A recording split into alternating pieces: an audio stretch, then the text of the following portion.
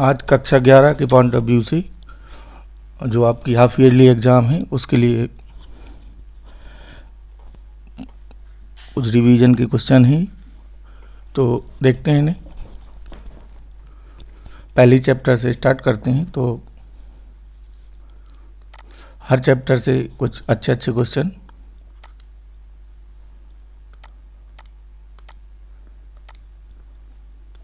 तो सबसे पहले सेट थ्योरी से शुरू करेंगे। समुच्चय, तो अगर हम इसकी डेफिनेशन की बात करें तो समुच्चय का मतलब है जो परिभाषित वस्तुएं हैं उनके बारे में हम उनका कलेक्शन। ठीक है, तो सीधा हम कह सकते हैं कि परिभाषित वस्तुओं का कलेक्शन होता है, संग्रह। ठीक है, और अब हम इसके प्रकार पे आते हैं। तो सबसे पहले जो इनको लिखना है हमें, इसकी दो फॉर्म है, एक होती है रोस्टर फॉर्म और एक होती है सेट बिल्डर फॉर्म। रोस्टर और सेट बिल्डर। तो सेट बिल्डर मतलब इसको हिंदी में बोलते हैं समुच्चय निर्माण विधि, और इसको थ्योरेटिकल रूप में लिखा जाएगा। सीधा सीधा हम बात करें अगर, तो चीज़ें जब थ्योरेटिकल दी होंगी, वैल्यू की बात ना होगी और चीज़ें थ्योरेटिकल होंगी, तो वो आपका सेट बिल्डर फॉर्म होगा। और रोस्टर फॉर्म में सीधे सीधे वैल्यूज गिवन होंगी। तो एक मैं छोटा सा उदाहरण लूँ। जैसे मैं कहूँ कि एक समुच्चय ए है जो स्वरों का समुच्चय है। ठीक है, स्वरों का समुच्चय यानी एक्स सच दैट और एक्स बिलोंग्स टू स्वर, इस तरह भी मैं कह सकता हूँ। तो ये आपका कहलाएगा सेट बिल्डर। और उसी तरह अगर मैं रोस्टर फॉर्म में इसको लिखना चाहूँ तो रोस्टर फॉर्म में हमें कोई सेट मान के इनकी वैल्यू लिखनी होगी स्वरों की। तो स्वर होते हैं आपके ए, ई, आई, ओ, यू। इसमें हमें अवयवों को लिखना होगा, इधर आपको थ्योरेटिकली में लिखना है। तो बस मुख्य रूप से आपको ये ध्यान देना, रोस्टर फॉर्म में आपको एलिमेंट जो भी जिस चीज़ की बात हो रही है उसकी वैल्यू लेना है, और सेट बिल्डर में आपको थ्योरेटिकली लिखना है। अब आते हैं सबसे पहले उप समुच्चय पे। तो उप समुच्चय जो समुच्चयों से ही छोटे छोटे समुच्चय हम बनाए उन्हें उप समुच्चय कहते हैं। और यदि किसी समुच्चय ए में एन अवयव है, मान लीजिए A1, A2, A3, AN in general, तो उप समुच्चयों की संख्या अगर हमें लिखनी हो तो उप समुच्चयों की संख्या आपकी होती है 2 की पावर n। इसमें सब शामिल हो जाएंगे। और अगर उचित उप समुच्चय कभी कभी कहता है तो प्रॉपर सबसेट, या ये कहे कि अरिक्त उप समुच्चय, उचित या अरिक्त उप समुच्चय कितने होंगे, इस तरह अगर कहता है तो फिर एक घटा देंगे आप। वैसे कहीं कहीं 2 भी घटाया है, लेकिन आप 2 की पावर n-1 एक ही घटाइए, तो ये उप समुच्चयों की संख्या हो जाएगी। जैसे हम एक छोटा सा उदाहरण लें, मान लीजिए ए के 3 अवयव ए बी सी हैं, तो इसके 2 की पावर n से n की वैल्यू यहाँ 3 हो जाएगी, तो 2 की पावर 3, तो 8 उप समुच्चय होंगे। तो 8 हम बना के भी कह सकते हैं। तो देखो भाई, एक होता है फाई। फाई में भी आप ध्यान देंगे कि फाई सिर्फ फाई लिखें या सिर्फ आप ब्रैकेट लिखें, ये बराबर होंगे। अगर आपने ब्रैकेट के अंदर फाई लिख दिया तो एकल हो जाएगा, ये ध्यान देंगे। यहाँ फाई लिखें या सिर्फ खाली ब्रैकेट लगाएं, और एक एक लेके बनेंगे। यहाँ 8 को हम बना देते हैं, ये 4 हो गए। फिर 2 लेंगे। यहाँ क्रम का कोई महत्व नहीं होता है वेक्टर के। इसके अंदर जो फैक्ट ये जो आपका चिन्ह लगा है मझले ब्रैकेट का, इसके अंदर आप ए बी लिखें चाहे बी ए लिखें, क्रम का यहाँ पे कोई सेंस नहीं है। तो 2 लेके ये बनेंगे, एक बचा आपका ए सी, और एक में 3 लेके भी बन जाएगा, खुद वही होगा एक। तो ये आपके इस तरह 8 बन जाएंगे। अब आते हैं घात समुच्चय में। घात समुच्चय, तो इसकी डेफिनेशन पहले देख लें। इसको हम जैसे ए का हमें घात समुच्चय लिखना हो तो ए का घात समुच्चय पावर सेट, तो इसको हम कहेंगे PA, यानी PA का मतलब होगा power set of A. Power set of A का घात समुच्चय। तो इसकी डेफिनेशन भी देख लेते हैं। तो इसको हम इस तरह कह सकते हैं कि किसी समुच्चय के सभी उप समुच्चयों का भी हम समुच्चय ले लें। किसी समुच्चय के सभी उप समुच्चयों का समुच्चय, ये कहलाता है आपका घात समुच्चय। और अगर हम घात समुच्चय में अवयवों की संख्या की बात करें कि कितने एलिमेंट होते हैं, तो हम उसको ऐसे डिनोट करेंगे NPA। NPA का मतलब number of element in PA, यानी घात समुच्चय में अवयवों की संख्या, तो ये बराबर होती है उप समुच्चयों की संख्या के बराबर, क्योंकि उप समुच्चयों को ही हम समुच्चय बनाते हैं, तो जितने इसमें आप उप समुच्चय बनेंगे उसी की संख्या में NPA आपके मिलेंगे। यानी हम ये कह सकते हैं कि उप समुच्चयों की संख्या, किसी समुच्चय के उप समुच्चयों की संख्या घात समुच्चय के अवयवों की संख्या के बराबर होगी, क्योंकि उन्हें अवयव बनाया जाएगा यहाँ, ठीक है। तो ये कहलाएंगे PA के, यानी घात समुच्चय के अवयव के अवयवों की संख्या।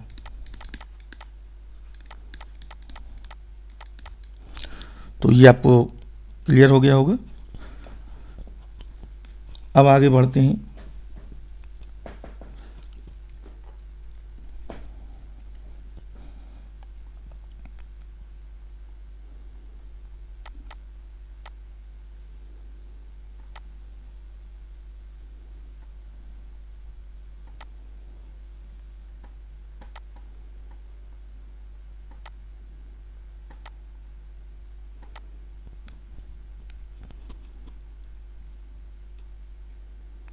अब आते हैं तुल्य समुच्चय में, या इक्विवेलेंट सेट बोलते हैं। तो तुल्य समुच्चय का मतलब है जिनकी हम तुलना कर सकें, इक्विवेलेंट सेट।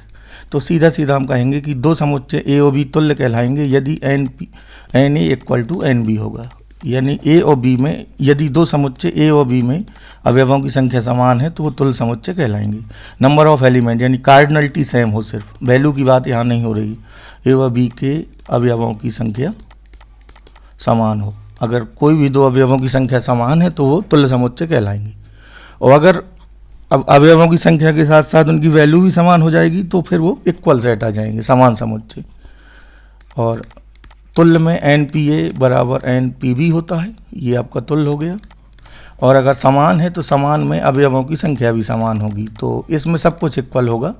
जैसे ये है, मान लीजिए आपका 1 2 3, और B को दे दें, B को डायरेक्ट नहीं देंगे, थोड़ा बहुत इस तरह देंगे कि आपको उसको सेट बिल्डर में लिखना पड़ेगा। तो मैं B को लेता हूँ X, और X such that X is greater than equal to 0 और लेस देन इक्वल टू 4, और X बिलोंग्स टू नेचुरल। मैं इस तरह भी इसको दे सकता हूँ। देखिए, अगर X आपका 0 से बड़ा और 4 से छोटा है और नेचुरल है, यहाँ इक्वालिटी नहीं लगी है, तो फिर हम B को क्या लिखेंगे, यहाँ देखिए इसके हिसाब से ये अभी सेट बिल्डर में हमें दिया है, ये दिया है और पूछा गया है समान है कि नहीं। तो हम जब इसके अवयव निकालेंगे B के, तो 0 से बड़ा नेचुरल नंबर 1 होगा पहले, और 2, और ये 3, 4 और 0 नहीं लेने। तो इस तरह भी दिए जा सकते हैं, ठीक है। अब इसके बाद आते हैं इंटरवल में। कुछ इंटरवल भी यहाँ यूज होंगे। तो इंटरवल में एक होता है क्लोज इंटरवल, जिसमें बाउंड्री वाली वैल्यू शामिल हो, ओपन इंटरवल, और सेमी ओपन या सेमी क्लोज भी कह सकते हैं उसे। तो मैं यहाँ एक उदाहरण लेता हूँ। अब सबसे पहले क्लोज वाला लेते हैं। जैसे क्लोज इंटरवल का मतलब है इस तरह कोई वैल्यू लिखी होगी, तो ये इसको पढ़ा जाएगा। अगर इसे हम x माने तो ये इसका मतलब होगा x a से बड़ा है और a के बराबर है और b से छोटा है। और अगर ओपन में हम इसी चीज़ को लिखेंगे तो ओपन में हमें ये ब्रैकेट लगाना है सिंपली, और इसका मतलब होगा x greater than a less than b। और सेमी ओपन सेमी क्लोज में एक जगह बड़ा होगा एक जगह छोटा होगा। तो जहाँ यानी इस तरह होगा, ये है अगर, तो इसका मतलब है x a से बड़ा है और b से छोटा है, b के बराबर भी हो सकता है क्योंकि b पे क्लोज इंटरवल लगा है। और अगर प्लस इन्फिनिटी और माइनस इन्फिनिटी की बात हो रही है तो इन पे हमेशा ओपन आएगा। और नंबर लाइन भी हम बनाए अगर, तो आप ये जानते होंगे, ये ओरिजिन हो गया और सबसे बड़ी संख्या प्लस में यहाँ प्लस अनंत होगी और इधर माइनस अनंत होगी। और अगर कुछ नहीं दिया गया है तो हम रियल नंबर में ही बात करेंगे क्वेश्चन में। अगर हमें ये नहीं कहा है कि जो संख्याओं की बात हो रही है जो इंटरवल की, उसके बारे में अगर कुछ नहीं दिया है तो आपको रियल लेना है, अदरवाइज। और जो भी रियल नंबर हैं वो आपके नेचुरल भी होंगे। और इसको हमें एक चीज़ और ध्यान देनी है, परमेय या परमेय की भी यहाँ बात होगी।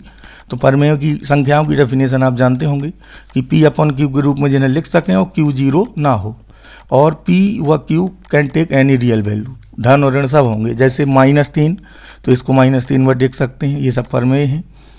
और 11/5 ये परमेय है, 22/7 ये परमेय है। और 0 भर पूछा जाए तो ये भी परमेय है क्योंकि 0/1 0/2 कुछ भी लिखिए। -32/7 तो ये सभी आपकी परमेय संख्या हैं, नेगेटिव भी हो सकती हैं।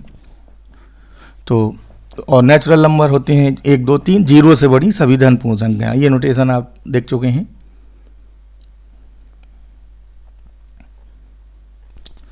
अब आते हैं आगे पूरक समुच्चय में, कंप्लीमेंट्री सेट, या इसी को कहते हैं पूरक समुच्चय,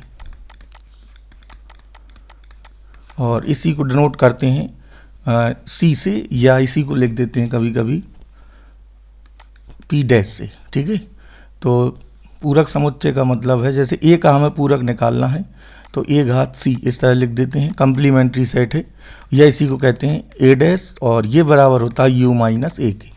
यानी जब भी पूरक समुच्चय पूछेगा तो आपको यू के बारे में जरूर देगा, डायरेक्ट नहीं होगा तो इनडायरेक्ट तरीके से दिया होगा। तो कंप्लीमेंट्री सेट इसी को बोलते हैं पूरक समुच्चय। तो ये दो नोटेशन है इसके, जिसका भी पूरक निकालना है वो यू से सब्ट्रैक्ट होगा। जैसे हमें ए यूनियन बी का सी निकालना है या ए यूनियन बी का डैश निकालना है, तो इसका मतलब होगा U minus A union B. इसको हम एक समुच्चय मान के चलेंगे फिर। तो ये पूरक समुच्चय आपका हो गया। और देखिए यहाँ से कुछ निष्कर्ष और निकाल सकते हैं। अगर हम जैसे ए यूनियन ए डैश की बात करें तो ये यू के बराबर हो जाएगा, इसलिए हो जाएगा क्योंकि ए डैश यू माइनस ए होता है। हम दोनों का फिर से यूनियन ले लेंगे तो फिर ये यू बनेगा, क्योंकि उसी से आपने इनको घटाया है। ठीक है, और यहीं पे अगर हम पूरक के केस में ए इंटरसेक्शन ए डैश पूछें तो आप इसे फाई बताएंगे। ये पर्टिकुलर रिजल्ट हैं, ये किसी भी तरह पूछे जा सकते हैं। और पूरक समुच्चय में अगर हम एक बार पूरक निकालें और फिर दोबारा पूरक निकाल लें तो फिर वही ए हो जाता है, यानी ए डैश पे डैश लगा हो तो ये इक्वल टू हो जाएगा ए के। यानी एक बार पूरक निकालने के बाद फिर पूरक निकालेंगे तो फिर वो ए बन जाएगा। ठीक है, तो ये भी ध्यान देना है, डबल जिस तरह बार में बार हट जाता है। अब आते हैं विसंगीत समुच्चय, या इसी को कहते हैं डिसजॉइंट सेट। विसंगीत समुच्चय और डिसजॉइंट सेट, तो नाम से ही पता चल रहा है कि डिसजॉइंट हो जो, यानी सीधा सीधा हम कहें कि दो समुच्चय ए व बी डिसजॉइंट होंगे यदि कोई भी अवयव इनमें कॉमन ना हो। यानी हम ये कह सकते हैं कि यदि कोई दो समुच्चय इस तरह हो कि जिनके लिए ए इंटरसेक्शन बी की वैल्यू क्या हो फाई, तब ए व बी कैसे होंगे, डिसजॉइंट सेट होंगे, विसंगीत समुच्चय कहलाएंगे, कुछ भी कॉमन ना हो जिनमें। तो ये भी आप इजीली चेक कर लेंगे। और अब इसमें एक सूत्र और लगता है कार्डिनलिटी में, जिसको मैं एक्सप्लेन भी कर देता हूँ। N A union B equal to होता है N A plus N B minus N A intersection B. जब संख्या की बात होगी तो इसको हम वेन डायग्राम से भी समझ सकते हैं। ए यूनियन को यहाँ पे जब भी ये चिन्ह लगा होगा तो इसका मतलब होगा ए या बी। ऐसे अवयव जो ए में हो या बी में हो तो ले लिए जाते हैं, यानी या लगा होगा या और होगा ऐसे। और अगर इंटरसेक्शन है तो ए इंटरसेक्शन बी को कहेंगे ए एंड बी, यानी ए और बी, यहाँ एंड आएगा आपका। तो ये ध्यान देंगे, जब वैल्यूज दी होंगी तो संख्या में आपको ध्यान देनी है। और इस फॉर्मूले को भी हम समझ सकते हैं कि ये हमें इसलिए सब्ट्रैक्ट करना होता है क्योंकि कुछ चीज़ें दो बार ऐड हो जाती हैं। यही हम 3 के लिए भी जनरलाइज कर सकते हैं, तो 2 वाले को जरा एक बार और देखते हैं। तो इसको हम वेन डायग्राम से भी समझ सकते हैं। ए और बी दो समुच्चय हैं, तो वेन डायग्राम में एक आयत लेके 2 मैंने समुच्चय ए और बी लिए। तो ए और बी में ये वाला जो पार्ट है ये आपका ए इंटरसेक्शन बी वाला पार्ट है। तो जब हम ए यूनियन बी के कुल अवयव निकालते हैं तो ए और बी के जोड़ देते हैं, N A plus N B. अब इसमें होता ये है कि कुछ पार्ट अगर कॉमन है तो ये 2 बार ऐड हो जाएगा, तो इसको हम एक बार सब्ट्रैक्ट यहाँ कर देते हैं, ए इंटरसेक्शन बी। तो ये ध्यान देंगे यहाँ पे।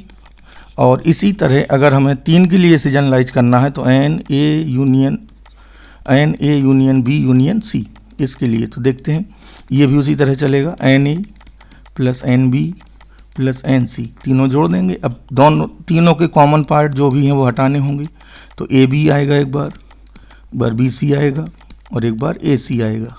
लेकिन एक बार इसे जोड़ना भी है तो एक बार ये ज़्यादा घट जाएगा यहाँ पे। तो एक चीज़ और ध्यान देनी है कि यहाँ हमें तीनों का कॉमन पार्ट एक बार जोड़ना भी होगा। तो इसको ध्यान देंगे, ये प्लस में रहेगा ये, और ये तीनों माइनस में रहेंगे। अगर कोई भी पार्ट कॉमन नहीं है तो फिर ये चीज़ें जीरो हो जाएंगी जो ओवरनिस्ट वाली हैं। तो वो क्वेश्चन के अकॉर्डिंग ही आपको देखना होगा।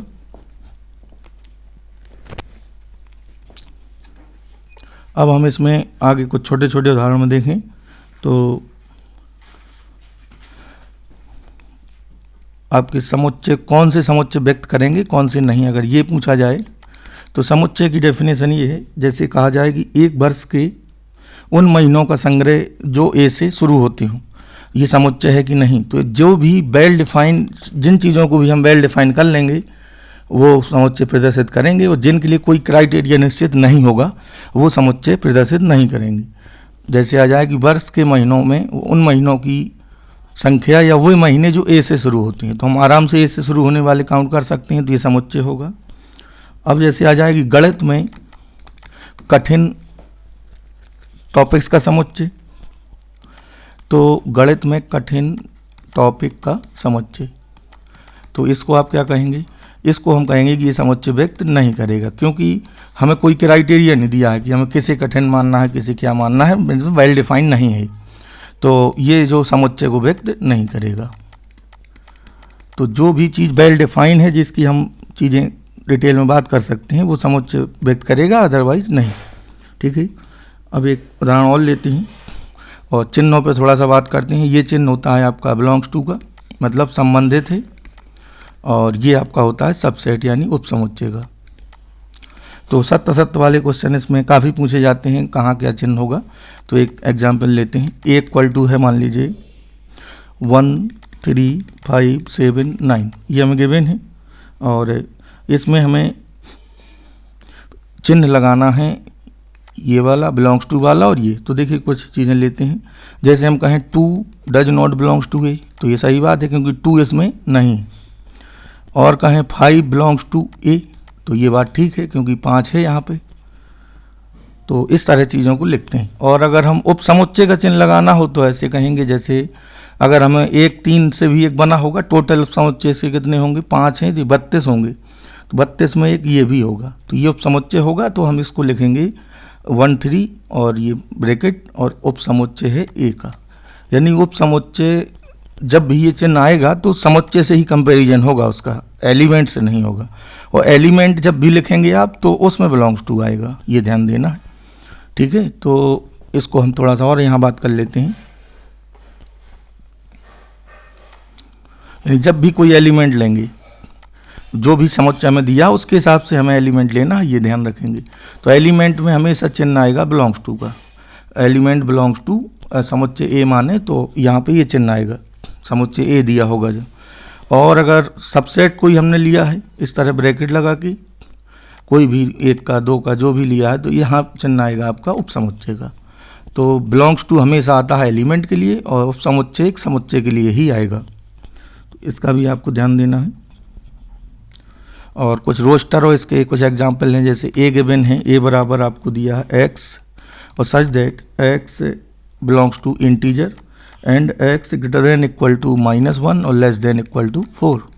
तो यहाँ पे हमें इसको अगर सेट बिल्डर में गिवन है और रोस्टर में लिखना है तो हम एक्स की यहाँ वैल्यू लिखेंगे। तो इंटीजर भी है, -1 से शुरू हो, तो -1 0 1 2 3 4 नहीं आएगा क्योंकि 4 में इक्वालिटी नहीं लगी है।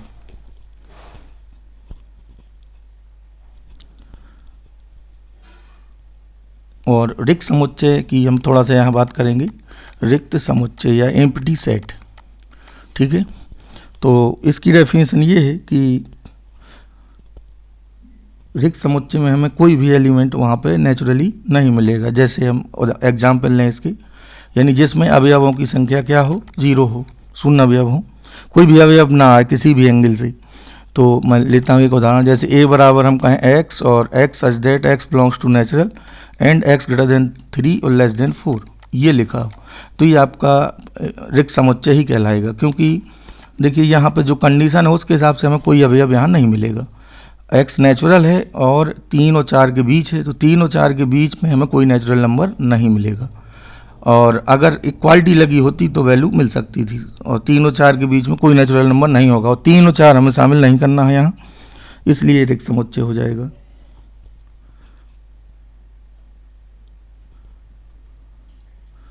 और एक उदाहरण और लेते हैं।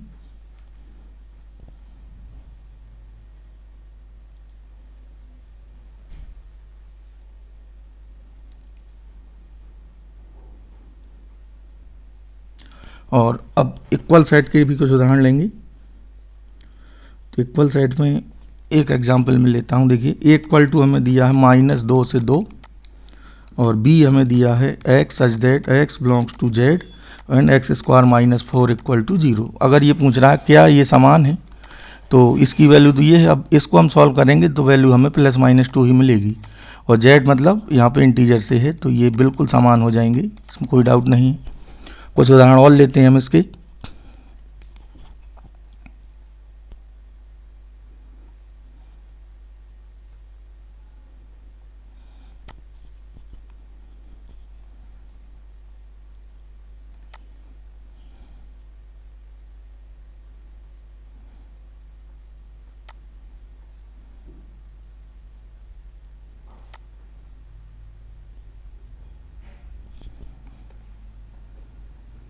चलिए इनको देखते हैं।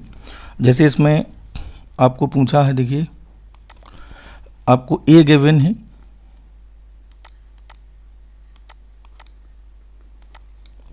ए गिवन है 1 2 3 4 4। तो यहाँ पे जो समुच्चय दिया उस आधार पे ट्रू फॉल्स पूछ रहा है। तो देखिए जो गिवन है जरा उसको ढंग से एनालाइज करते हैं। आपको दिया है 1 2 3, ये पूरा यहाँ पे अवयव की तरह दिया गया है और ये आपका 4,5 और 6 7 8 ये। तो यहाँ पे अगर देखा जाए तो ये इसमें अगर हम बात करें तो ये एक अवयव की तरह है, ये एक अवयव है, इसके 3 ही अवयव हैं। अगर हम उपसमुच्चय देखें तो इसके उपसमुच्चय 8 होंगे, यानी ये यहाँ पे अवयवों का काम कर रहे हैं। ये हमें देखते हुए चीज़ें बताना है।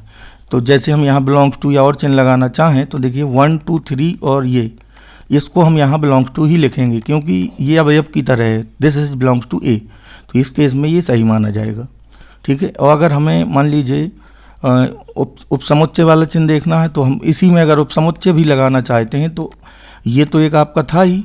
अब जब उपसमुच्चय बनाएंगे तो एक ब्रैकेट यहाँ और लगेगा, इसको हम बिल्कुल कह सकते हैं कि ये उपसमुच्चय है ए के, ठीक है। तो अब चलिए इसमें देखते हैं।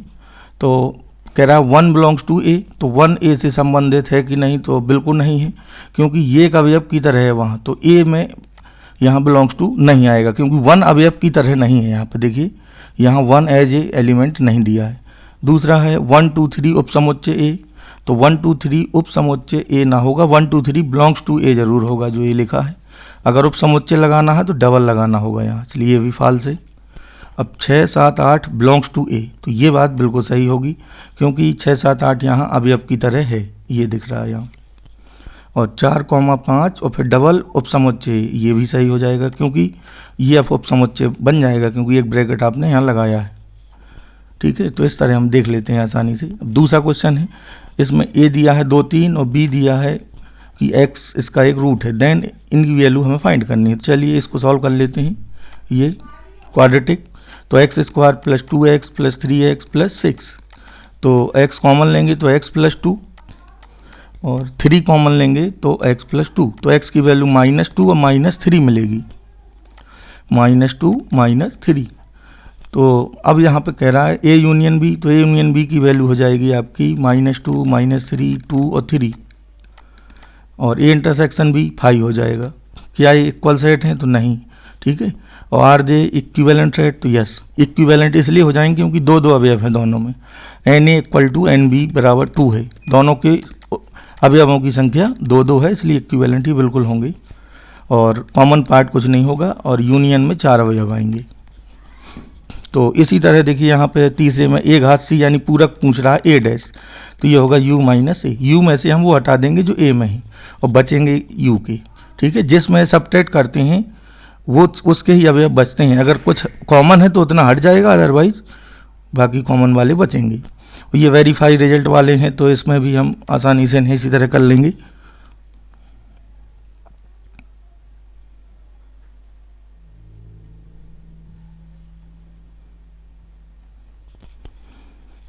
तो जैसे इसमें कह रहा है कि write the following in roster form, चलिए रोस्टर में इसको लिखना है। ए इक्वल टू दिया x और x इंटीजर है और -3 से बड़ा और 7 से छोटा, तो ए को हम देखिए यहाँ क्या लिख सकते हैं रोस्टर में, इंटीजर लेना है और हमें लेना है -3 से बड़ा, तो -2 -1 0 1 2 3 4 5 6 तक जाएंगे, 7 से छोटा लेना है। और x is natural number less than 6, तो b को अगर हम यहाँ लिखें तो b आएगा आपका 1 2 3 4 5, 6 से छोटा है। ठीक है, यहाँ कार्टेशियन प्रोडक्ट भी ये होता है, तो प्रोडक्ट को भी मैं समझा देता हूँ। प्रोडक्ट में आपको पेयरिंग करनी होती है सीधे, जैसे यहाँ पे हमें निकालना है a, तो हम इसी को वेरीफाई कर लेते हैं, a गुणा b इंटरसेक्शन c फाइंड करना है। तो पहले हम b इंटरसेक्शन c निकालेंगे इससे और इससे, तो ये कॉमन पार्ट है जो वो आएगा, तो 1 2 3 4 में और 5 6 में कोई भी कॉमन नहीं आएगा, तो a b इंटरसेक्शन आएगा 5। अब a का गुणा होगा हमारा 5 में, तो कोई पेयरिंग नहीं होगी। इसी तरह अब इसका 5 आ रहा होगा, तो देखिए a गुणा b निकालेंगे, तो a गुणा b में आएंगे 1 1 1 2 1 3 1 4, फिर 2 का होगा तो 2 1 2 2 2 3 2 4। अब हमें लेना है a गुणा b और a गुणा c का कॉमन, और जब a गुणा c निकालेंगे तो इसके एक भी कॉमन नहीं आएंगे, तो दोनों 5 5 इक्वल हो जाएंगे। अब ये क्वेश्चन देखते हैं, कह रहे हैं कि a और b दो फाइनाइट सेट हैं, एन ए माइनस बी इतना है, एन ए यूनियन बी ये है। तो हम पहले ऐसा करते हैं, एन ए यूनियन बी वाला सूत्र लगा के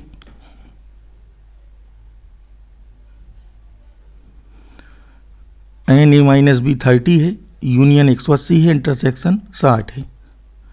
ठीक है, तो मैं यहाँ लिख लेता हूँ N A minus B 30, N A union B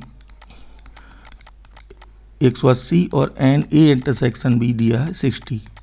इतनी चीज़ें हमें गिवन है, 30 और 60 और 180। ठीक है, तो अब हमें पूछा है इसने एन ए व एन बी के मान। ठीक है, तो इसके लिए हमें पहले सूत्र लगाना होगा, N A union B equal to होगा N A plus N B minus N A intersection B. तो चलिए यहाँ वैल्यू रखिए, एन ए यूनियन बी 180 है, एन ए और एन बी हमें पता नहीं, यही फाइंड करना है, और इंटरसेक्शन की वैल्यू है 60। तो ये इधर आएगा जब, तो ये 240 हो जाएगा, तो N A plus N B equal to हो गया आपका 240, और एन ए माइनस बी हमें दिया है 30, तो एन ए माइनस बी का मतलब N A minus N B equal to है 30, तो N A minus N B ये हमें दिया है 30। तो अब मैंने ऐड करके ये कट जाएगा, तो 2 एन ए आएगा, 2 एन ए आ जाएगा आपका 270, तो एन ए की वैल्यू हो जाएगी आपकी इसकी आधी 135। किसी एक में रख के फिर यहीं से एन बी फाइंड कर लेंगे, तो ईजिली आप इस तरह कर सकते हैं।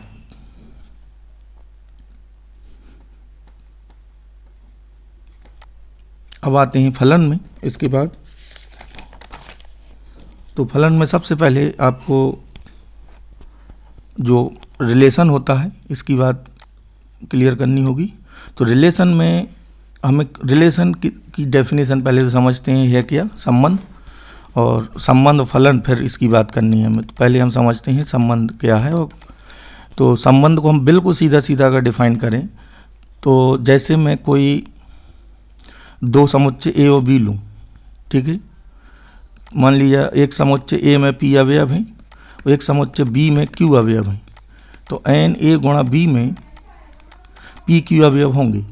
ठीक है, तो कुल जो हम ये कह सकते हैं सीधा सीधा कि ए गुणा बी, ए और बी अगर दो समुच्चय हैं तो ए गुणा बी के उप समुच्चयों से लेकर बना होता है हमेशा। ठीक है, ए और बी के उप समुच्चयों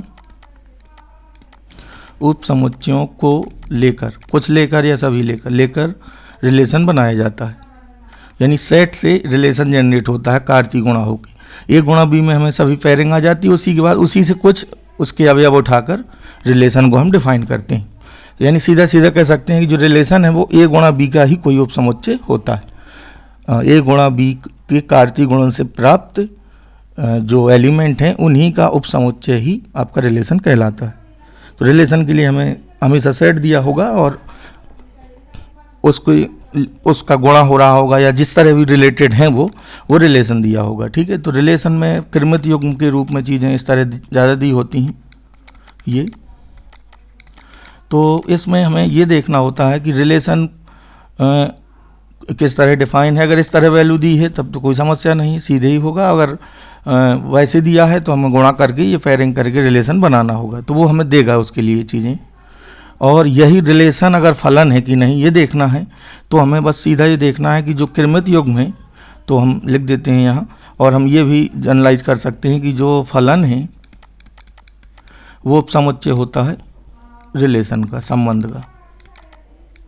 ठीक है, तो हम ये भी कह सकते हैं कि प्रत्येक फलन संबंध होता है लेकिन प्रत्येक संबंध फलन नहीं।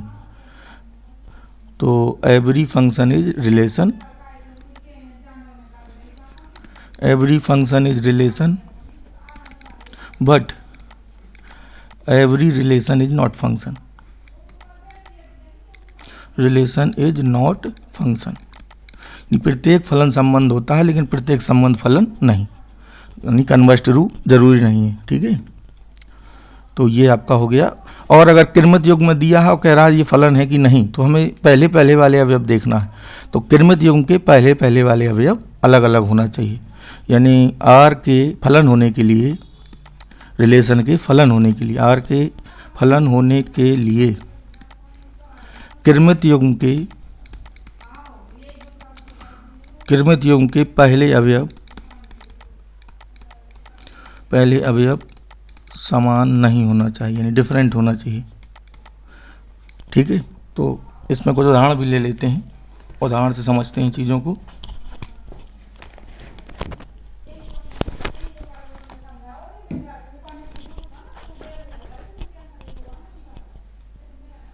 तो एक रिलेशन हमें आर दिया है, आर इक्वल टू 1 1 2 2 3 3 4 4 ये हमें गिवन है, और 4 5। तो ये गिवन है और ये पूछा है कि क्या ये फलन है। तो देखिए यहाँ पे ये 4 और 4 रिपीट हो गया है, तो ऑब्वियसली ये संबंध तो सब हैं लेकिन ये फलन नहीं होगा क्योंकि ये रिपीट है। ठीक है, यही पूछा है इनमें कौन फलन है कौन नहीं। दूसरा लेते हैं आर इक्वल टू 2 1 2 2 2 3 2 4। तो ये भी आपका फलन नहीं है क्योंकि इसमें भी रिपीट है पहला। इसके बाद थर्ड वन में आते हैं, आर इक्वल टू गिवन है हमें 1 2 2 5 3 8 4 10 5 12 और 6 12। तो इसमें देखिए 1 2 3 4 5 ये सब डिफरेंट है, तो ये फलन आपका हो जाएगा। और दूसरे वाले रिपीट हो सकते हैं, जो कृमित युग्म में x, y में ये वाला डिफरेंट होना चाहिए, ये सेम हो सकते हैं फलन होने के लिए। तो हमें मुख्य रूप से पहला अभी चेक करना है। अब नंबर ऑफ रिलेशन हमें निकालना हो, तो नंबर ऑफ रिलेशन ए से बी में फलनों की संख्या और टोटल नंबर ऑफ रिलेशनों का सूत्र। और कुछ एग्जाम्पल इस पे एक आध लेते हैं। देखिए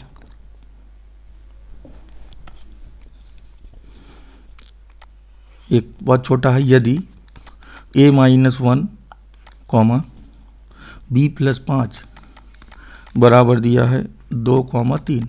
तो ये देखिए दो कृमित युग्म अगर हम इक्वल करके दिए हैं तो उनके पहले पार्ट और दूसरे पार्ट भी अलग अलग बराबर होंगे। यानी ये दिया है तो इससे हमें a - b की वैल्यू 2 मिल जाएगी और b + 5 3 मिल जाएगा।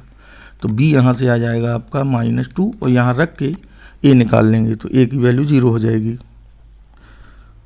और गुणा में भी 2 2 की पेयरिंग की जाती है।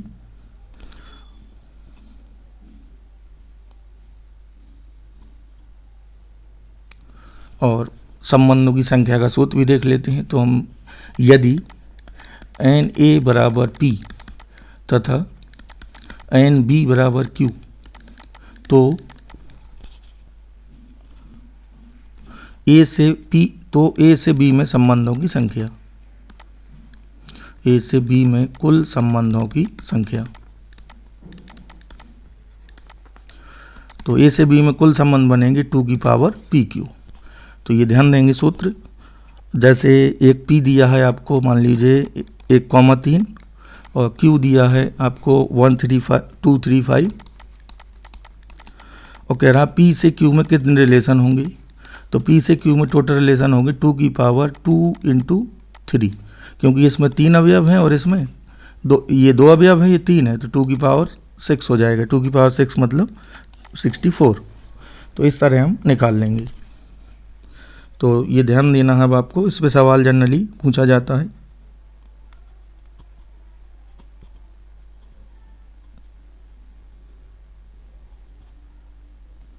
अब हम आगे डोमेन, रेंज और फंक्शन की कुछ सवाल इनकी बात करेंगे। तो चलिए देखते हैं। तो प्रभाव क्षेत्र और परसर। तो पहले हम प्रभाव क्षेत्र समझते हैं। प्रभाव क्षेत्र या इसी को कहते हैं डोमेन, और इसी को प्रांत भी कभी कभी कह देते हैं। और यह हम सीधे कहें कि x के वह परिभाषित मान जहाँ फलन परिभाषित हो, x के मान। तो इसकी डेफिनेशन होगी कि x के वह मान, x के वह सभी मान जहाँ फलन परिभाषित हो, प्रभाव क्षेत्र कहलाते हैं। ठीक है। और छोटे छोटे एग्जाम्पल लेते हैं। तो सबसे पहले कोई बहुपद हो, बहुपद में कितनी भी घात का हो, फलन रिप्रेजेंट कर रहा है, तो हम जनरल बहुपद अगर लिखें तो a0 x की पावर n, a1 x की पावर n - 1 और an, ये हमने एक जनरल बहुपद लिया, n घात का बहुपद है। और कितने भी घात का बहुपद हो, अगर बहुपद फलन है तो बहुपद का प्रभाव क्षेत्र हमेशा r होगा। ये ध्यान देंगे, प्रांत या प्रभाव क्षेत्र हमेशा r। तो एक घात का हो, 2 घात का हो, इन सब का प्रभाव क्षेत्र r हो जाएगा। ठीक है। तो मैं कुछ एग्जाम्पल यहाँ अगर लूँ तो fx बराबर 3x - 5, ये एक घात का है। fx बराबर x² + 3, fx बराबर x की पावर 2 2020, कुछ भी ले लें x की वैल्यू, x की पावर 10 - 3 x की पावर 7, ये कुछ भी ले लें, तो ये सबका प्रभाव क्षेत्र r होगा, सभी का प्रभाव क्षेत्र r। और परसर के लिए हमें देखना होता है फलन एक घात का है या 2 विषम घात का है या समघात का है, तो उसको हमें डोमेन के हिसाब से ही देखना होगा। त्रिकोणमितीय फलनों में अगर हम बात करें sin x, cos x, tan x, तो sin x का डोमेन r होता है, cos x का भी r है, और इसमें हमें वो मान हटाने होते हैं जहाँ पे अनंत होता है। तो r में से हम हटा देते हैं 2n + 1 × π/2, ये वैल्यू हटाई जाती है। अगर हमें रूट के अंदर कुछ दिया है तो वो पॉजिटिव होना चाहिए, जैसे √x - 3, इसका प्रभाव क्षेत्र पूछा जाए, का डोमेन बताएं या जाए, तो आपको जो भी रूट के अंदर है वो > 0 करा के यहाँ से x फाइंड करेंगे, तो x हमें मिलेगा ये, या इसी को हम कह सकते हैं 3 से अनंत। इन सभी मानों पे ये परिभाषित होगा।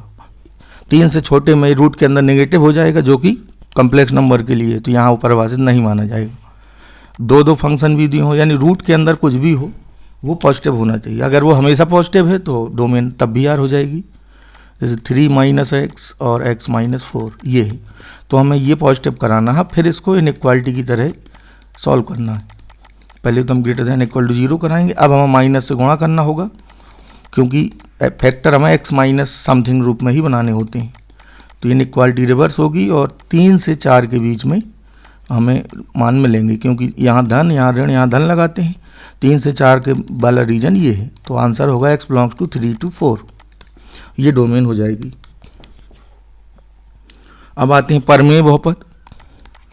परमेय बहुपद में बटे में भी फलन होगा, तो सीधा सीधा परमेय बहुपद आपका fx/gx रूप का, 2 बहुपद का रेशियो है। ठीक है, 2 बहुपदों का अनुपात है। तो इसमें भी एग्जाम्पल ले लेते हैं हम, x³ - 3x + 11 बटे x + x - 3, fx बराबर x² + 1 बटे x² - 1। तो परमेय बहुपद में 2 बहुपदों का रेशियो होगा, तो हमें यहाँ भी अगर डिनोमिनेटर में कुछ नहीं है तो वो तो बहुपद है सिर्फ, और अगर परमेय बहुपद है तो 2 बहुपदों का अनुपात है अंश और हर में। तो ऐसे केस में हमें जो भी हर में है वो 0 नहीं होना चाहिए, हर नॉट इक्वल टू 0। अगर हर 0 हो जाएगा तो इन्फिनिटी होगा या परिभाषित होगा। तो हमें r में से ऐसे फलनों का डोमेन निकालने के लिए r में से हम वो मान हटा देते हैं जहाँ पर हर 0 हो रहा हो। जैसे यहाँ x बराबर 3 पे 0 होगा तो r में से पर्टिकुलर वैल्यू 3 हट जाएगी। इसी तरह x² - 1 नॉट इक्वल टू 0, और ये होगा आपका +-1। तो यहाँ आर में से हट जाएगा +-1, और पर्टिकुलर वैल्यू के लिए मझला ब्रैकेट लेते हैं, ये ध्यान रखेंगे।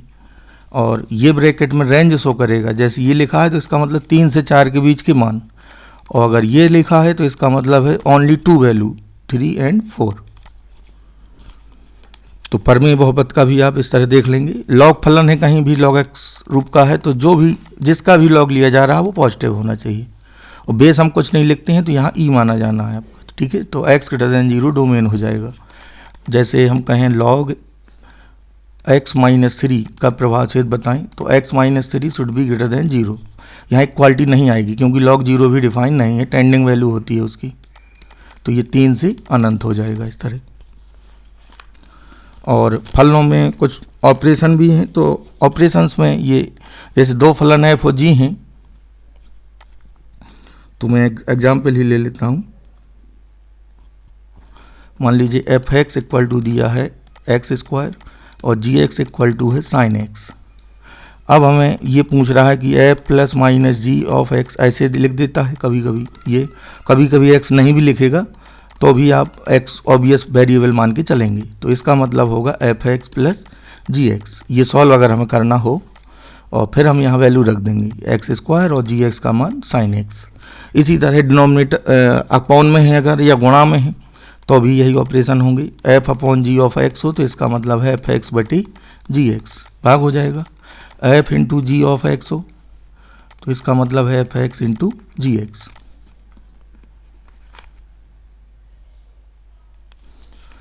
अब जैसे एक आधा एग्जाम्पल और लेंगे। यदि f(x) बराबर है x² - 3x + 1, और यहाँ पे कह रहा है कि सिद्ध करो f(2x) = f(x), ये इक्वल है कह रहा है, दिखाइए। तो चलिए सॉल्व करके देखते हैं। अब हम f(x) तो गिवन है, अब हम इसमें x = रखेंगे 2x, जो भी यहाँ होगा वो रख देंगे, तो f(2x) आपका आएगा, x की जगह हर जगह आ जाएगा 2x। फिर इसे सॉल्व करेंगे तो देखिए 4x² - 6x और -3।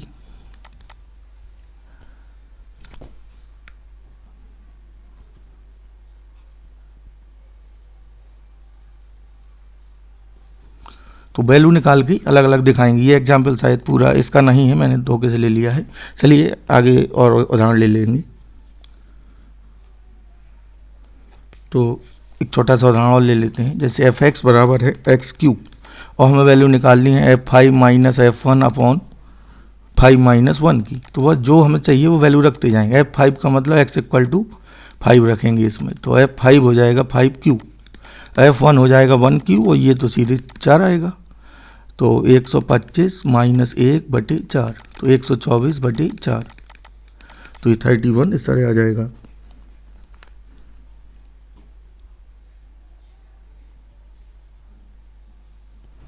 और अब जरा डोमेन में मैं थोड़ा सा और बात कर लूँ। जैसे मैंने परमेय बहुपद अभी लिया था, मान लीजिए इसका डोमेन पूछा जाए तो यहाँ भी इसका तो r होगा, एक का 0 घात का बहुपद कह सकते हैं, तो r में से क्या क्या हटेगा यहाँ पे +-3 दो मान हटेंगे। अब कभी ऐसा होता है कि ये डिनोमिनेटर कभी 0 नहीं होगा, जैसे मैं ये उदाहरण लूँ x² + 1 ये ले लूँ और इसका हमें डोमेन पूछा जाए तो इसका डोमेन अभी भी r रहेगा, क्योंकि ये किसी रियल x पे 0 नहीं होगा, ऑलरेडी पॉजिटिव है हमेशा। कभी कभी क्वाड्रेटिक इक्वेशन भी दे देते हैं तो वो भी पॉजिटिव हो जाती है, तो तब भी डोमेन r होगा। जैसे एक एग्जांपल लूँ मैं, f(x) = x - 2/x² + x + 1 ये है, तो इसका डोमेन भी r होगा, क्योंकि परमेय बहुपद है और ये किसी भी रियल x पे 0 नहीं होगा, ऑलरेडी ये इस तरह है, हमेशा पॉजिटिव होगा, तो इसका भी अभी r ही बना रहेगा डोमेन, ठीक है। और फलनों में आपका मापांक फलन है f(x) = mod x, और मापांक फलन का ग्राफ भी आप बना है इस तरह V आकार का बनता है, और इसका डोमेन अगर हम बात करें तो r है। और डोमेन में हम ये भी कह सकते हैं कि अगर f(x) का डोमेन r है तो mod f(x) का भी r होगा, ये आप हमेशा कह सकते हैं, ठीक है। mod f(x) का डोमेन भी r होगा। तो डोमेन रेंज में यही चीज़ें अभी आपको पूछी जाएंगी। रेंज का मतलब है वाई के मान इनपुट के संगत। थोड़ा सा बात कर लें इसकी भी। और रेंज में हम एक उदाहरण ही लेते हैं सीधे, अंडर रूट ए स्क्वायर माइनस एक्स स्क्वायर। इस रूप का फलन अगर आता है तो आप इसे याद रखेंगे, ए कांस्टेंट है और ये ग्राफ का, ये आपका ग्राफ अगर बनाएं तो वृत्त का आधा भाग होता है, ये यहाँ प्लस है ना, तो आप ऐसे समझ सकते हैं, आपने वृत्त की समीकरण ये पढ़ी है केन 0 0 वाली, यहाँ से आप वाई निकाल लें तो ये आएगा और वाई बराबर होगा प्लस माइनस अंडर रूट, ये पूरा ही शो करता है। अगर हम यहाँ प्लस भर ले लें सिर्फ, तो ये जो पार्ट होता है ऊपर का, ये आपका वाई बराबर प्लस अंडर रूट ये होता है और नीचे वाला माइनस पार्ट है, तो इतना इसका ग्राफ आएगा। ये होगा 0 टू ए, ये होगा माइनस A0 A0। तो डोमेन का मतलब होता है एक्स के मान जहाँ परिभाषित हो, तो ये एक्स के मान है यहाँ, तो इसकी डोमेन हो जाती है माइनस ए से ए और रेंज हो जाती है 0 to A, R belongs to 0 to A, ये रेंज हो जाएगी हमेशा। इस पे कुछ और भी आप छोटे छोटे उदाहरण बना सकते हैं, जैसे under root 4 minus X square या 1 माइनस एक्स स्क्वायर है, तो डोमेन होगी ये आपका इस तरह बन जाएगा और -1 और ये +1 0, तो डोमेन और ये 0 1, तो डोमेन इसकी हो जाएगी आपकी -1 to 1 और क्लोज रहेगा, और रेंज होगी 0 to 1, 1 और 0 यहाँ भी दोनों में क्लोज रहेगा। तो इस तरह हम आराम से देख सकते हैं। और मोड वाले फंक्शंस में भी आपको इसी तरह सोचना है, और पीस वाइज फंक्शन भी दिया जाता है। तो मुख्य रूप से आपको जो भी जिस भी चीज़ का डोमेन रेंज पूछा गया है उसको हमें देखना है किन एक्स पे परिभाषित है, कहीं यहाँ परिभाषित तो नहीं हो रहा, वो एक्स हमें हटाने होते हैं। और एक फलन की और यहाँ बात होती है महत्तम पूर्णांक फलन की, थोड़ा सा इस पर बात कर लें। महत्तम पूर्णांक फलन, greatest integer function less than और इक्वल टू एक्स, इसको डिनोट करते हैं इस तरह बड़े ब्रैकेट से, ये होता है महत्तम पूर्णांक फलन। और इसकी जो वैल्यू होती है वो हमेशा आउटपुट में जो देता है वो इंटीजर है। अगर हम इसके एफ एक्स बराबर स्टेप एक्स भी शॉर्ट में बोल देते हैं, क्योंकि इसका ग्राफ स्टेप यानी सीढ़ी की तरह होता है, ग्राफ ऐसे बनता है। अभी आपको ग्राफ की मेरे हिसाब से आवश्यकता नहीं पड़ेगी और 12th में इसको गहराई से बताएंगे। इस तरह एरो मिलते हैं और इसका मान हमेशा निगेटिव इंटीजर लेना है और जो भी एक्स है उससे छोटा, जैसे 3.9 है, इसका स्टेप पूछा जाएगा तो आप 3 लेंगे, निकटतम पूर्णांक नहीं लेना है, ध्यान रखेंगे। इससे 3.9 से छोटा पूर्णांक ही हमें लेना होगा और वो 3 है।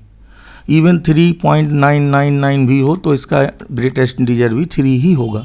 जैसे पाई का ग्रेटेस्ट इंटीजर है 3.14 मान होता है तो 3 आएगा। तो हमें आउटपुट में इंटीजर लेना है, पॉजिटिव नेगेटिव दोनों होंगे। जैसे -2.9 है तो इसका होगा -3, इससे छोटा इंटीजर, इसका भी ध्यान रखेंगे।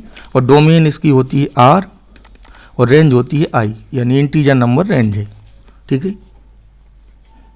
सिग्नम फंक्शन में भी आपको देखें तो SGNX ऐसे शॉर्ट में इसको प्रदर्शित करते हैं।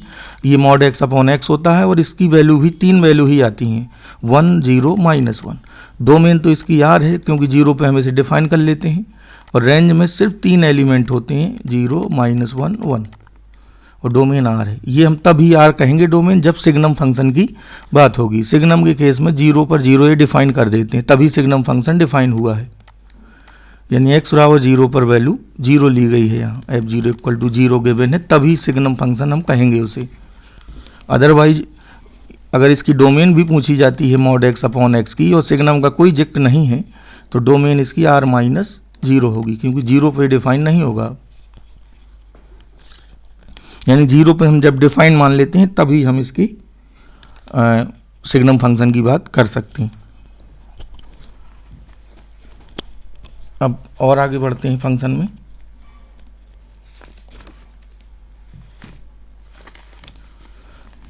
और इसके बाद आपका ट्रिग्नोमेट्री है फंक्शन में, और मेरे हिसाब से पर्याप्त है। आगे अब ट्रिग्नोमेट्री में आते हैं और कुछ एग्जाम्पल उससे भी कर लेते हैं भी।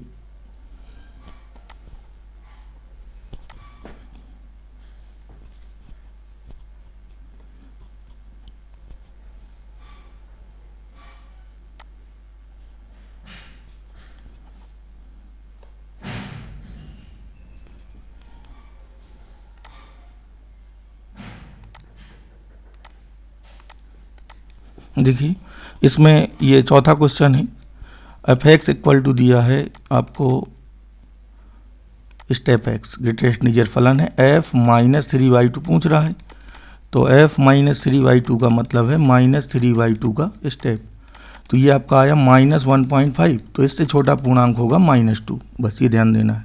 फिर फिफ्थ में कह रहा है रेंज बताइए इसकी x² + 2 की, तो अभी अच्छी बात है, अगर x² भर की रेंज पूछी जाए कभी भी, डोमेन तो R होगी क्योंकि 2 घात का बहुपद है, और इसकी मिनिमम वैल्यू 0 होगी किसी भी x पर, और मैक्सिमम जाएगी अनंत, अनंत तो माइनस अनंत पे हमेशा ओपन आएगा और 0 यहाँ क्लोज रहेगा, तो 0 से अनंत आपकी ये रेंज हो जाएगी x² की। अगर 0 से x² + 2 है तो ये 2 से कितना हो जाएगा अनंत, तो 2 से अनंत क्लोज इंटरवल में ये आपका होगा पहला वाला।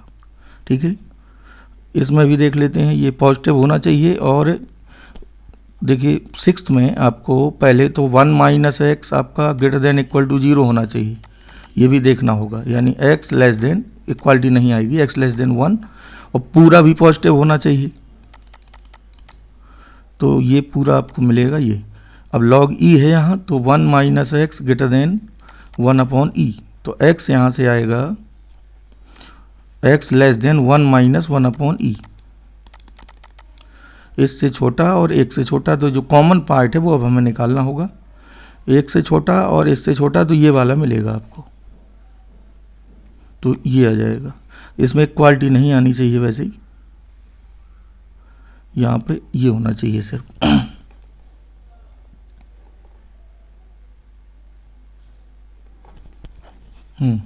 ऑन टू और इन टू ये तो अभी है नहीं आपको, तो चलिए 8th में कह रहा है कि इसकी वैल्यू बताइए, तो एफ एक्स बराबर दिया है x² - 1/x², तो F x plus F 1/x ये फाइंड करना है हमें, तो एफ एक्स की वैल्यू तो यही है, और एफ 1/x निकालने के लिए x की जगह 1/x रखेंगे, तो 1/x² और -x², ये कैंसिल हो जाएंगे, तो ये वैल्यू मिलेगी आपको 0। इसकी डोमेन पूछी है, तो हमें ये रूट के अंदर जो भी है वो पॉजिटिव कराएंगे, तो ये आएगा x² - 7x + 10 शुड बी > 0। अब फैक्टर करेंगे, 5 और 2 होंगे, 2x - 5x + 10, और -5 कॉमन लेंगे, तो x - 2 x - 5 > 0, धन ऋण धन, तो ये 5 से बड़ा, और ये तो माइनस अनंत से 2 यूनियन 5 से अनंत, तो ये आपको मिलेगा माइनस अनंत से 2 यूनियन ये सी वाला।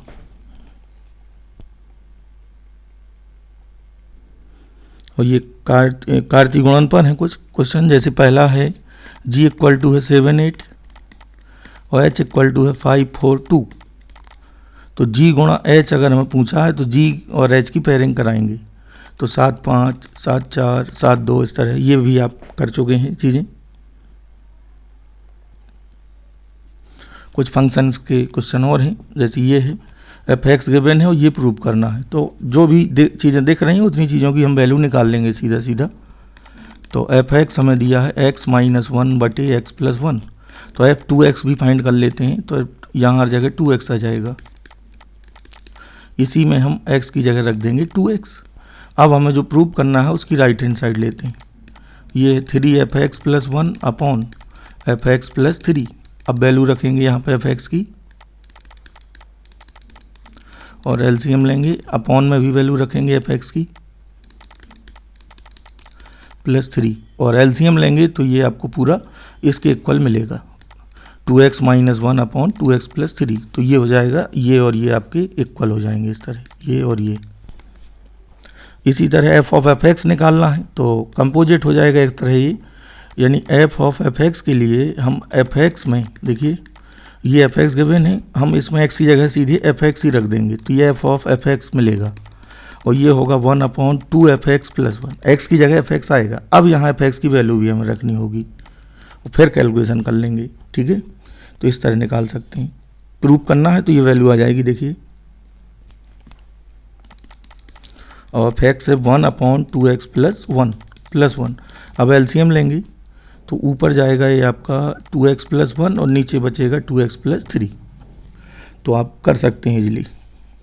इसकी डोमेन है तो ये 0 नहीं होना चाहिए। इसमें हमें वैल्यू पूछी T0, तो इसमें एक बार T0 की वैल्यू पूछ रहा है तो C बराबर 0 रख देंगे तो T0 आ जाएगा 32। T28 तो C इक्वल टू रख देंगे 28 बोथ साइड। तो ये आप आराम से निकाल लेंगे इस तरह। तो अब ट्रिग्नोमेट्री में आते हैं, और ट्रिग्नोमेट्री में पहले आपको मैं चतुर्थांश इसके बारे में तेज़ी से रिवाइज करा दूं। 0 से 90 और 90 से 180 और आल साइन टेन कॉस, और यहाँ आल मतलब सब पॉजिटिव, यहाँ साइन और इसका रेसिप्रोकल टेन और इसका रेसिप्रोकल कॉट, और यहाँ कॉस और सेक। तो यहाँ सब पॉजिटिव होते हैं, यहाँ साइन और कॉसेक, यहाँ टेन और यहाँ कॉस, और बाकी सब नेगेटिव होती हैं। और व्यापक मान के सूत्र भी हैं तो उनको भी रिवाइज कराएंगे।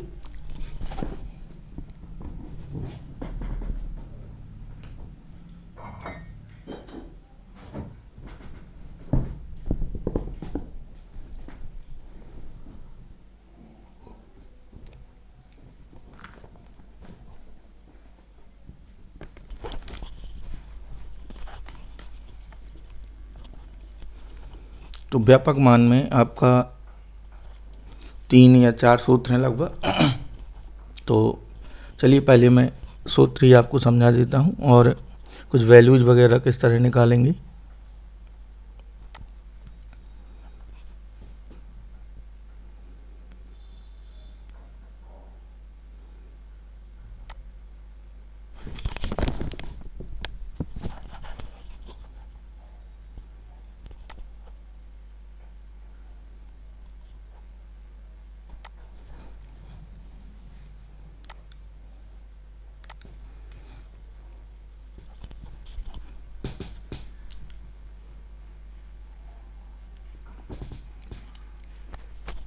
तो चिन्हों की अगर बात करें तो क्वाड्रेंट की, तो पहले वाले में सब पॉजिटिव होते हैं, इसमें साइन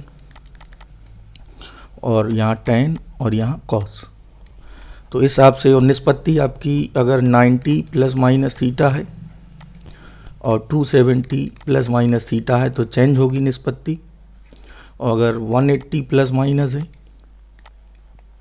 या 360 प्लस माइनस है तो यहाँ पे नो चेंज होगी, चेंज नहीं होगी, जो है वही रहेगा।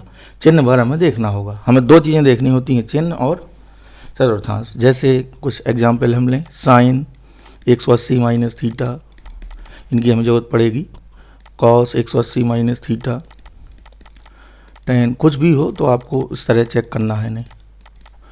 और आगे बड़े कोणों में भी आपको चक्रों की संख्या निकालनी पड़ सकती है। तो साइन 180 माइनस, पहले ये देखते हैं किस चतुर्थांश में लाई करेगा, फिर चिन्ह उसका डिसाइड करेंगे। और निष्पत्ति बदलना है कि नहीं, ये आपका 180 हो, इससे पता चलेगा। तो जैसे ये है तो ये 180 से कम, तो ये दूसरा चतुर्थांश हुआ, और दूसरे में साइन पॉजिटिव होता है और यहाँ साइन ही दिया है और निष्पत्ति नहीं बदलनी है, तो ये साइन थीटा हो जाएगा। इसी तरह दूसरा है कॉस 180 माइनस थीटा, तो ये भी सेकेंड क्वाड्रेंट ही है, एंगल वही है, तो ये माइनस में रहेगा, निष्पत्ति नहीं बदलेगी। टेन भी इसी तरह माइनस हो जाएगा। तो जैसे ज़्यादा एंगल भी हो तो फिर आपको चक्रों की संख्या निकाल के और फिर ये देखना है किस चतुर्थांश में आ रहा है, तो जितने चक्कर पूरे हो जाएंगे उन्हें छोड़ देंगे। जैसे मैं बात करूं कि साइन 2 पाई प्लस थीटा, अगर मैं इस एंगल की बात करूं तो 2 पाई एक चक्कर होता है पूरा, देखिए ये है 2 पाई। अब 2 पाई में कुछ ऐड होगा तो पहले में आएगा, और पहले में सब कुछ सेम होता है, चिन्ह धन होता है, तो ये क्या रहेगा आपका साइन थीटा ही। तो अगर ज़्यादा एंगल दिए हैं तो हमें ये देखना होते हैं कितने चक्कर 2 पाई के लग रहे हैं। अगर पूरे पूरे चक्कर हो रहे हैं तो उसको आप सीधे सीधे हटा सकते हैं, और जो बच रहा चक्कर के बाद उसकी वैल्यू आप निकाल सकते हैं।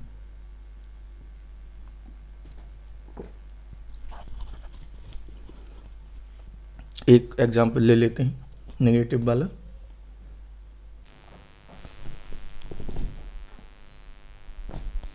जैसे हमें वैल्यू फाइंड करनी हो साइन माइनस 1125 अंश की, तो सबसे पहले इसमें हमें ये पता होना चाहिए कि sine minus theta minus sine theta होता है, और तीनों का याद रखिए कॉस माइनस थीटा प्लस ही रहता है, और टेन माइनस थीटा भी माइनस हो जाता है। और इस आधार पे आप बाकी भी कॉस सेकंड के जो अपोजिट वाले हैं तीन, वो भी निकाल सकते हैं। तो आप ये तीन ही याद रखें। तो सबसे पहले मैं माइनस हटा लूँगा, 1125 अंश। अब मैं देखूंगा कितने चक्कर पूरे हैं और कितना बच रहा है। तो इसके लिए हम सीधे सीधे 360 से डिवाइड कर देंगे। तो ये पहले आपका 3 बार जाएगा, बिल्कुल 4 बार में, तो 3 में ये आएगा 0, ये 8 और 10, तो ये आपका बचा 5 और ये 45। तो 45 अंश बच रहा है 3 चक्कर के बाद। यानी इसका मतलब है कि 3 चक्कर के बाद सिर्फ 45 है, तो आप इसका मान सीधे सीधे लिख देंगे साइन 45, और माइनस तो रहेगा ही पहले से है, और साइन 45 का मान होता है -1/√2। तो इस तरह वैल्यू आ जाएगी आपकी, और सभी में आपको इसी तरह करना है। अब फार्मूले कुछ इसके रिवाइज करते हैं, फिर इसकी कुछ प्रॉब्लम। तो फार्मूले में सबसे पहले जो आपका बेसिक है, वो जो आइडेंटिटी है, ये sine square theta plus cos square theta 1 होता है। इसी में अगर हम बोथ साइड कॉस स्क्वायर से डिवाइड कर दें, तो टेन स्क्वायर थीटा प्लस 1 बराबर हो जाएगा सेक स्क्वायर थीटा, 1/cos ये बन जाएगा। कॉस स्क्वायर थीटा से हमने भाग दिया। इसी तरह इसी में हम भाग दे दें साइन स्क्वायर थीटा से, तो देखिए बनेगा 1 + cot square equal to cosec square. तो अगर याद नहीं है तो इनसे आप तेज़ी से निकाल सकते हैं। दो ये हो गए। यहीं से एक रिलेशन और बनता है यहाँ वाले से, तो इसमें हम 10 को अगर इधर लाएं तो sec square minus tan square हो जाता है 1। और अगर मैं इसमें वर्गांतर लगा दूं तो यहाँ से भी एक रिजल्ट निकलता है कि sec plus 10 into sec minus 10, इसकी वैल्यू होती है 1।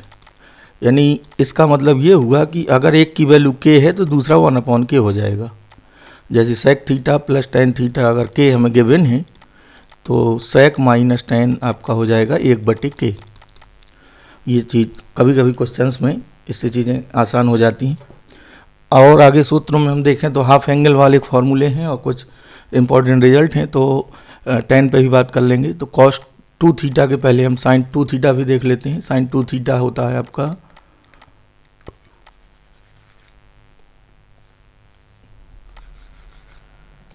साइन 2 थीटा बराबर होता है 2 sine theta into cos theta. इसको भी अगर आप निकालना चाहें तो साइन a प्लस b से कर सकते हैं, और इसकी का अगर हमें 10 के रूप में बनाना है तो इसमें हम अपॉन 1 करेंगे और 1 की पहले वैल्यू रख देंगे।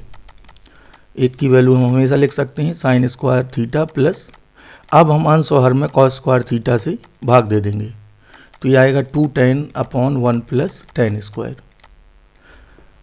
तो 10 के दोनों याद रखेंगे, और कॉस के भी 3-4 सूत्र हैं। तो कॉस 2 थीटा का ये है आपका 2 cos square minus 1, 1 - 2 sine square, और cos square minus sine square, और एक tan वाला होता है 1 - tan square upon 1 + tan square.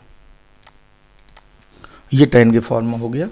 ये भी इसी तरह बना सकते हैं, बटे 1 करके भाग दे के, जैसे कॉस 2 थीटा का ये वाला आप जानते हैं, और अपॉन 1 करके 1 की वैल्यू में रख दूं cos square plus sign square, और फिर कॉस स्क्वायर से भाग दे दूं तो 1 - tan square upon 1 + tan square मिल जाएगा। चलिए और आगे बढ़ते हैं।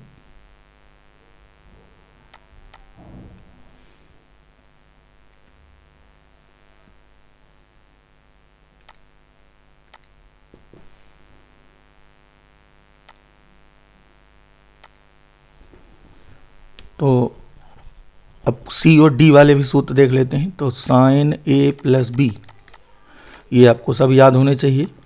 तो sine a cos b plus cos a sine b, अगर यहाँ माइनस है तो यहाँ माइनस आ जाएगा। अब कॉस पे आते हैं, कॉस a प्लस b, इसमें थोड़ा उल्टा चलता है मामला। तो cos a cos b minus sine a sine b, अगर यहाँ माइनस है तो यहाँ प्लस आएगा फिर।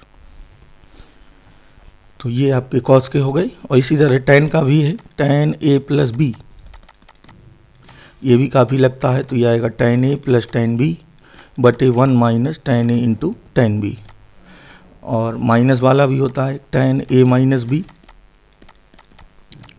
तो ये होगा tan a minus tan B बटे 1 plus tan A into tan B,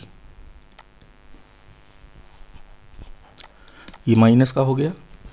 अब हम यहीं पे अगर मान लीजिए हमें tan 2a बनाना है, तो देखिए इस फॉर्मूले में b इक्वल टू में अगर a रख दूं तो ये हो जाएगा tan 2a equal to tan a plus tan a बटे 1 minus tan a into tan a, that is 2 tan a upon 1 minus tan square a, ये आएगा।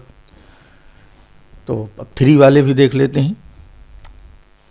तो 3 वालों में सबसे पहले साइन 3a, तो ये होता है 3 साइन ए माइनस 4 साइन क्यूब ए, और इसी तरह कॉस का है, कॉस 3a है, इसका जस्ट उस तरह होगा 4 cos cube A minus 3 cos A. इसी तरह tan 3a भी बना सकते हैं आप, 3 tan ए माइनस tan क्यूब ए अपॉन 1 माइनस 3 tan स्क्वायर ए, ये tan 3a का हो गया। तो ये सारे फॉर्मूले आपको, अब सी और डी वाले भी जरा देख लेते हैं। Sine C plus sine D, तो ये होता है 2 sine C plus D by 2 into cos C minus D by 2। उसी तरह sine C minus sine D हो तो 2 cos C plus D by 2 into sine C minus D by 2। अब आते हैं आगे कॉस वाले में, तो cos C plus cos D, तो ये होगा 2 cos C plus D by 2 into cos C minus D by 2। और इसी तरह sine C plus sine D, sorry cos C minus cos D, ये बचा है। तो ये इसमें साइन ही साइन आएगा, 2 sine C plus D by 2 into sine D minus C by 2। अगर डी माइनस सी नहीं करना है तो माइनस लगा के सी माइनस डी भी कर सकते हैं।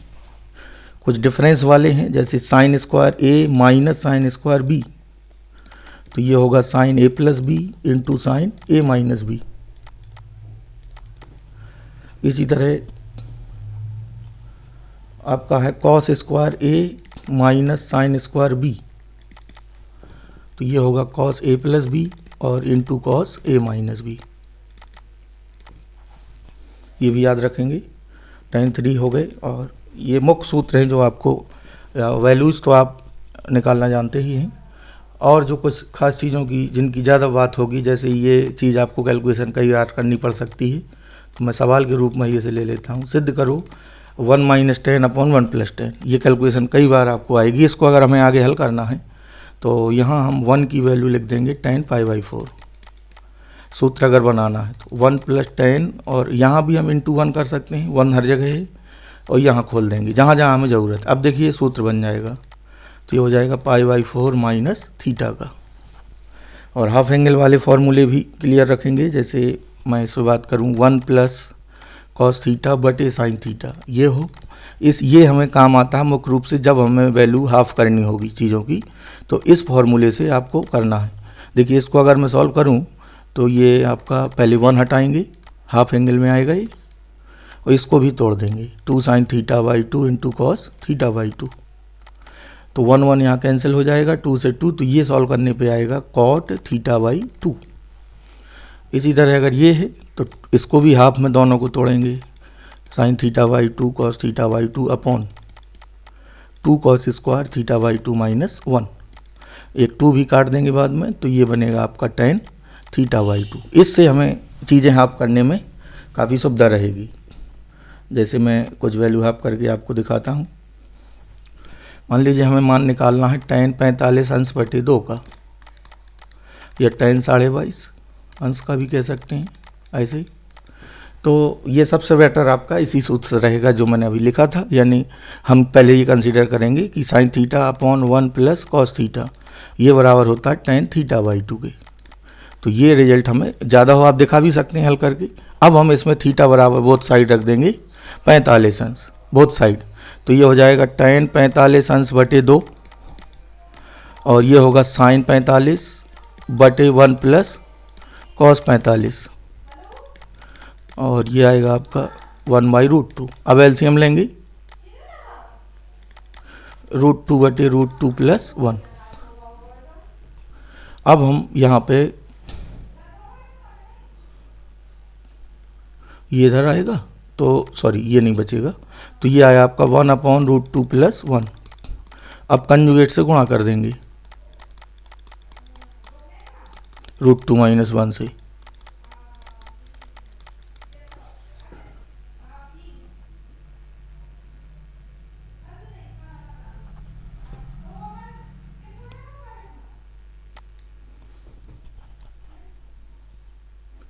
और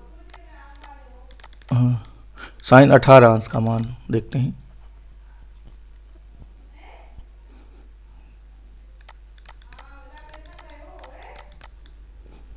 तो इसके लिए हम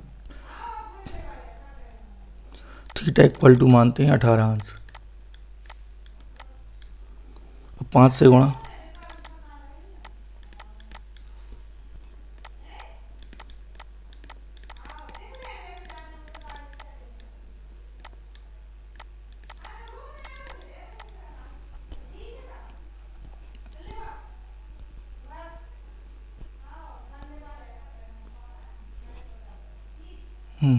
अब यहाँ पे ये वाला,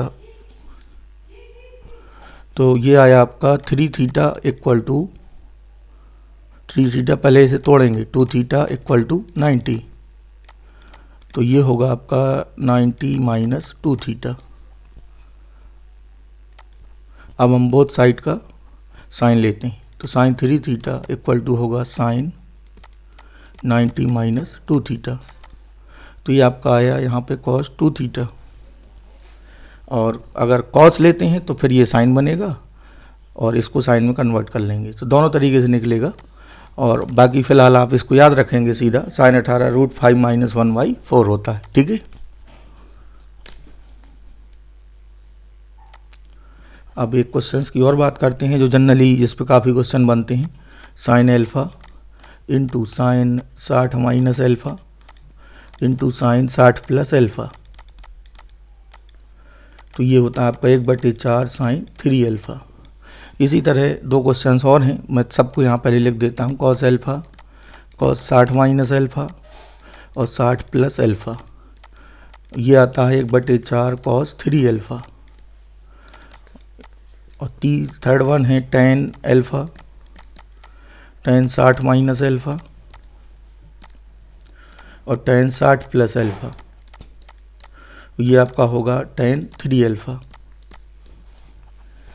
तो इससे हमें ये लाभ होगा कि इस तरह के क्वेश्चंस में आपको हमेशा ये देखना है कि 60 का अगर डिफरेंस दिख रहा है क्वेश्चंस में, यानी 60 जुड़ रहा है या 60 घट रहा है, तो आप यहाँ से अंदाज़ा लगा सकते हैं कि ये इसी पे बना है। तो मैं ज़रा सॉल्व भी इनको करके दिखा देता हूँ, लेफ्ट हैंड साइड लेके। पहला ही देखते हैं, साइन अल्फ़ा, साइन 60 - अल्फ़ा और साइन 60 + अल्फ़ा, यानी इसको आप स्टैंडर्ड रिजल्ट की तरह प्रूव करके दिखा देंगे। फिर अल्फ़ा की कोई भी वैल्यू रख के आप सवाल अलग अलग हल करके दिखा सकते हैं। तो इतने में मैं फार्मूला लगा रहा हूँ, ये ए और ये बी है, तो ये ए ये बी हो जाएगा। तो देखिए ये sine a + b into sine a - b, तो ये सूत्र बनेगा, ये sine square a minus sine square b, इसका होता है sine a - b into sine a + b, तो ये आपका हो जाएगा sine square 60 minus sine square alpha. तो साइन 60 की वैल्यू रख देंगे √3/2 और स्क्वायर होगा तो 3/4। अब हम एलसीएम लेंगे और साइन अल्फ़ा का भी अंदर गुणा कर देंगे, 4 साइन क्यूब अल्फ़ा अपॉन 4, और ये आपका साइन 3 अल्फ़ा होता है, साइन 3 अल्फ़ा/4। तो इस तरह कॉस वाला भी इसी तरह सिद्ध हो जाएगा। tan वाले में भी सूत्र खोल देंगे हम, tan a + b और tan a - b की। तो इससे हमें, अब देखिए क्वेश्चन इस पर एक आध देखते हैं। जैसे हमें आ जाए कि प्रूव करो कि साइन 10, साइन 70, साइन 80, इस तरह कोई वैल्यू फाइंड करनी हो, तो मैं उसी में पहले रख के आपको दिखाता हूँ। देखिए साइन अल्फ़ा, साइन 60 - अल्फ़ा, यहाँ से आप कई सवाल अलग अलग अल्फ़ा रख के बना सकते हैं। और साइन, ये था साइन 3 अल्फ़ा/4, ये आया है। अब मैं इसमें अल्फ़ा बराबर जैसे 10 अंश लूँ, इसी में रखता हूँ, तो ये आएगा साइन 10, साइन 50 और साइन 10 रखने पे ये होगा साइन 70 और यहाँ भी 10 रखूँगा तो ये साइन 30 हो जाएगा, और मान रखूँगा तो 1/8। जैसे ये क्वेश्चन आता है कि प्रूव दिस, और ये आता है तो आप पहचान जाएंगे 60 का अंतर है। देखिए 10 में 60 जोड़िए और 10 में 60 घटाइए, तो यहाँ से आपको क्लू मिलेगा। अल्फा की वैल्यू कुछ भी रख के, अब यहाँ से मान लीजिए इसमें एक चीज़ और बढ़ा दे और क्वेश्चन ये आ जाए कि यानी हम इसमें साइन 60 से बोथ साइड में गुणा कर दें इस रिलेशन में, तो देखिए क्या बनेगा, साइन 10 और साइन 50 साइन 60 साइन 70 बराबर हो जाएगा। साइन 60 का मान भी यहाँ रखेंगे तो √3/2 से √3/16 हो जाएगा। इसी तरह कॉस में भी बन सकते हैं। तो अगर 60 का डिफरेंस दिख रहा है तो आप इसको प्रूव करके दिखाएंगे और फिर अल्फा रख के सवाल आसानी से कर सकते हैं। और वैसे अलग अलग भी हो जाते हैं, लेकिन आप इससे पकड़ेंगे तो जल्दी होगा।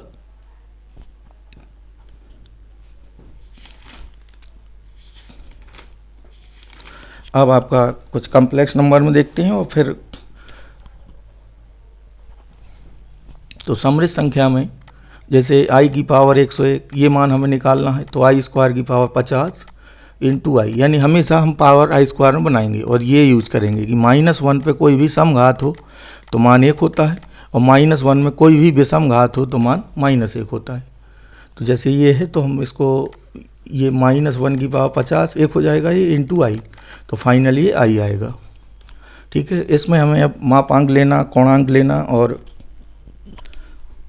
जो और चीज़ों की बात है, अब हम जल्दी ही दूसरा वाला लेक्चर डालेंगे तो उसमें आपका रिवाइज होगा। Thank you.